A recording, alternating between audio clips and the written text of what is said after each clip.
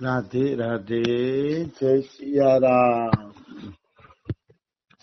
આપણે ચરિત્ર ચાલી રહ્યું છે સખી ચરણદાસ બાબાજીનું. હા સખી ચરણદાસ બાબાજીના ચરિત્રમાં હવે એના જીવનની અંતિમ વાતો છે. હા એ અંતિમ વાતને, કાલની વાતને થોડીક રિપીટેશન કરીએ તો એકવાર મદન મોહનદાસને બોલાવ્યા સખી ચરણદાસ બાબાએ. મદન મોહનજી સખી ચરણદાસ બાબાના શિષ્ય હતા. હા તો બોલાવીને કીધું કે ભાઈ મદન મોહન કે હવે હું છે ને જવાનો છું કે રાધારાણી પાસે. તો રાધારાણી પાસે જવાનો છું તો મને તો રજા દે કે મારે હવે વયું જવું છે. હા ત્યાં તો મદન મોહનદાસ રોવા માંડ્યા, ચરણમાં પડી ગયા કે બાબા તમે વયા જાશો તો અમારું શું થશે? તમારા ઉપર તો અમારું આખું જીવન છે કે તમે વયા જાવ તો અમારું શું થાય કે. તો કે મારે તો જવું પડશે કારણ કે હવે મને રાધાજીની આજ્ઞા થઈ ગઈ છે. તો મદન મોહનજી કે કઈક એવું તો બતાવતા જાવ કે તમારા પછી અમારે કોનો સંગ કરવો હોય કે ઈ બતાવતા જાવ એટલે અમને ખબર પડે કે અમારે તમારી પાછળ કયા ભક્તનો સંગ કરવો. ત્યારે મસ્ત વાત કરે સખી ચરણદાસ બાબા કે એવો કોઈ દેખાતો નથી કે જેમને તમારા હવાલે સોંપતો જાવ. હા એવો મને કોઈ એટલે કોઈ દેખાતો નથી. કહેવાનો ભાવ શું છે? કહેવાનો ભાવ સાચી વાત છે. કળિયુગ વધતો જાય છે, એટલો બધો વધતો જાય છે કે આપણા શિષ્યોને કે આપણા ચાહવા વાળાને કોના સંગમાં મોકલવાને ઈ કેવું હવે અત્યારે અઘરું થઈ ગયું છે. હા બહુ દુર્લભ થઈ ગયું છે. અહીંયા અમારા બરસાનામાં આવે તો છેલ્લે અમે કઈક ભાઈ રમેશ બાબા કે અમારા બાબાનો સંગ કરો. 2 જણાનું તો નામ દઈ દઈએ છીએ પણ પછી કોનું નામ દેશી એમ? પછી તો કોઈ એવું દેખાતું નથી કે જેનો સંગ કરવાનું આપણે કહી શકાય એમ. હા એવી વાત છે, સમજાણું? એટલે કહેવાનો ભાવ શું છે? આ બધું કઠિન છે, સંગ મળવો કઠિન છે. હારો સંગ જેને મળી ગયો ને એના ઉપર ભગવાનની મોટામાં મોટી કૃપા છે એમ કેવું હોય કહી શકાય. બિલકુલ. જેને હારો સંગ મળી ગયો. આ સંસારમાં ભગવાન દુર્લભ નથી, ભગવાન તો કણે કણમાં છે અને આપણી અંદર છે. ભગવાન દુર્લભ નથી પણ સારો સંગ દુર્લભ છે. હા નિશ્ચિત જેને સારો સંગ મળી ગયો અને ભગવાન મળી જ ગયા એટલે તમારા બાબા એમ કે છે ન ગુરુ રધિકમ ન ગુરુ રધિકમ. ગુરુથી મોટું કોઈ નથી. હારા ગુરુનો સંગ મળી ગયો ખતમ. બિલકુલ. ગુરુથી મોટો કોઈ મિત્ર નથી, ગુરુથી મોટો કોઈ માતા પિતા નથી, ગુરુથી મોટો કોઈ સંબંધ નથી. બધાથી મોટું ગુરુ એમ. તો હારો સંગ અત્યારે પરિસ્થિતિ પ્રમાણે દુર્લભ છે. એટલે સખીચરણ બાબા કહે છે મદન મોહન તને કોના પાસે મૂકતો જાવી કે ક્યાંય હારો સંગ દેખાતો નથી.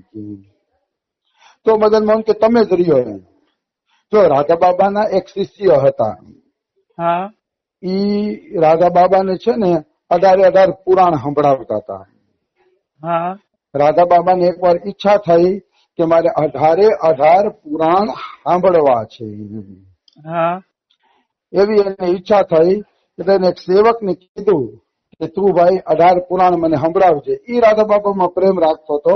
હાલાકી એના ગુરુ બીજા હતા, એ સિદ્ધ હતા, પણ રાધા બાબામાં આનો પ્રેમ છે ને જોડાયેલો હતો. હા એટલે રાધા બાબામાં પ્રેમ જોડાયેલો હતો ને એટલે રાધા બાબાને કીધું કે હું તમને 18 પુરાણ સંભળાવીશ. તો એને રાધા બાબાને પુરાણ સંભળાવવાનું ચાલુ કર્યું. રાધા બાબાને અતિશય ગયું. એના પુરાણ સાંભળવા રાધા બાબાને અતિશય ગમ્યા. હા એટલે રાધા બાબા બહુ પ્રસન્ન થયા ને તો એના ગુરુજી આકાશમાં આવીને કહે છે કે રાધા બાબા આ મારો ચેલો છે કે અને હવે હું તમારા હાથમાં હોપતો જાઉં છું. તમે એનાથી પ્રસન્ન છો, ખુશ છો, તો મારી ઈચ્છા છે કે તમે એનો હાથ પકડી લ્યો. વાહ રે વાહ. કારણ કે હું તો ધામ વયો ગયો છું, હવે એને સલાહ સૂચન આપી શકતો નથી. અંદરથી પ્રેરણા કરાવું છું પણ છતાંય તમે જો એને સત્સંગ આપીને પાર લગાડજો ને તો મારી જિમ્મેદારી પૂરી થઈ જાય. હા તો રાધા બાબાએ એનો સ્વીકાર કરી લીધો. એનો સ્વીકાર કરી અને રાધા બાબાએ એને પોતાનો ચેલો જ બનાવી લીધો અને ચેલા જેવું બનાવીને ભગવાનની ભક્તિ શીખવાડવા માંડ્યા. કહેવાનો ભાવ છે કે રાધા બાબા જેવા કોઈ મળી જાય અને એને આપણે ચેલાને સોંપી દઈએ તો એ આખી અલગ વાત થઈ જાય છે. પણ રાધા બાબા જેવા ન મળે ચેલાને કોના ઠાઠે નાખતો જાવું. હા અને ગુરુને સદાય સારા માણસોની ચિંતા હશે જ કે સારા માણસો કોઈ પણ રીતે ભજનમાં લાગે. ગુરુને એની ચિંતા હશે ને હશે જ અને હોવી જ જોઈએ. આમ નહીં કે ભાઈ શિષ્યો બનાવી નાખ્યા પછી શિષ્ય ધન દઈ દે એટલે વાત પૂરી, એમ નહીં. એની ચિંતા હોવી જોઈએ કે કોઈ પણ રીતે ભગવત ભજનમાં આગળ વધે, એવી ચિંતા રહેવી જોઈએ ને. એ જ સાચા ગુરુનું લક્ષણ છે. સાચા ગુરુનું લક્ષણ જ છે કે જેમ પિતા પુત્રની ચિંતા કરે અને પુત્ર નોકરી ધંધે ન લાગ્યો હોય ને પિતાને જેવી વ્યથા થતી હોય એવી જ સંતને પોતાના ચેલા પ્રત્યે વ્યથા થાય કે ચેલો ઝડપથી છે ને પગભર થઈ જાય. એવી વ્યથા તો થવી જોઈએ, એમાં કોઈ એટલે કોઈ શંકા નથી. આવી વસ્તુ છે. તો ગુરુ પ્રત્યે એવો પ્રેમ હોવો જોઈએ ને ગુરુ ને શિષ્ય પ્રત્યે એવો પ્રેમ હોવો જોઈએ. તો સખીચરણ બાબા કહે મને કોઈ એવો દેખાતો નથી ભાઈ કે એના વહુ તને હું હોપતો જાઉં.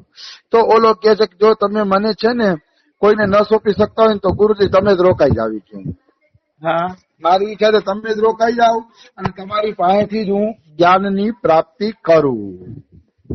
તો કે અચ્છા ચાલ 2 વર્ષ રોકાવું છું કે 2 વર્ષમાં તારે જે શીખવું હોય જે પૂછવું હોય ને પૂછી લેજે, પછી 2 વર્ષ પછી હું નહીં રવી કે. તો કે ઠીક છે. પછી સખીચરણદાસ બાબા રોકાઈ ગયા, ચેલા માટે રોકાઈ ગયા. વાહ રે વાહ. આવું બને ક્યારેક મહાપુરુષો ચેલા માટે રોકાઈ જતા હોય છે. ભક્તમાલમાં એક કથા આવે છે. કથા એવી આવે છે કે એક શિષ્ય હતો અને ગુરુનિષ્ઠ હતો. ગુરુ પ્રત્યે એને અતિશય નિષ્ઠા, પણ એનામાં એક કમી હતી. એ છે ને સાધુ સેવા નહોતો કરતો. એક કમી સાધુ સેવા નહોતો કરતો અને ગુરુના મનમાં એ ખટકતું હતું કે બધી રીતે ચેલો યોગ્ય છે પણ ચેલો છે ને સાધુ સેવા કરતો નથી.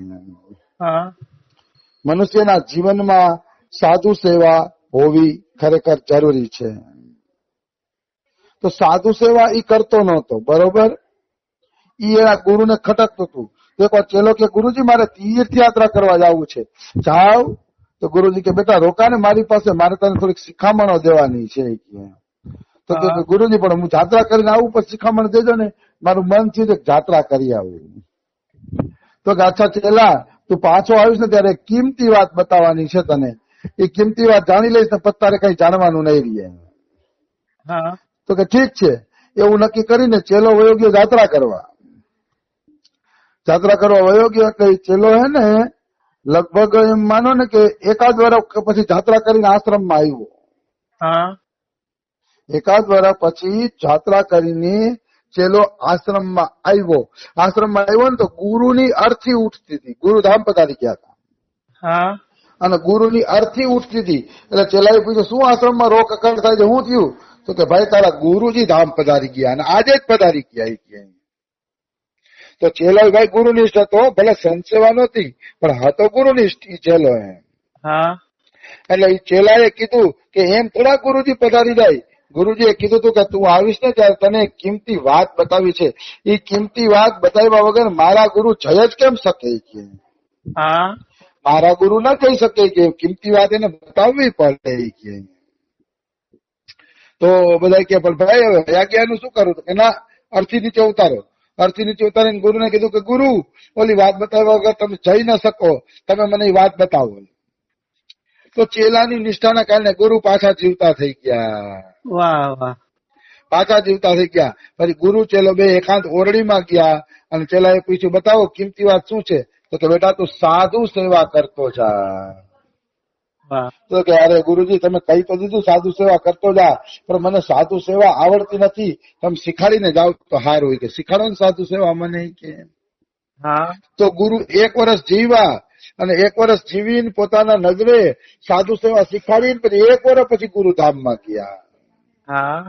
પછી એક આ નાભાજી ભક્તમાળની કથા જો કાલ્પનિક નથી, નાભાજીની કથા છે. કે 1 વર્ષ સુધી પછી ગુરુ જીવા અને 1 વર્ષ સુધી એને સાધુ સેવા શીખાડી અને સાધુ સેવા શીખાડ્યા પછી ગુરુધામમાં ગયા. વાહ. આવી મંગલમયી કથાઓ આપણા શાસ્ત્રોમાં આપેલી છે. આવી વસ્તુ છે.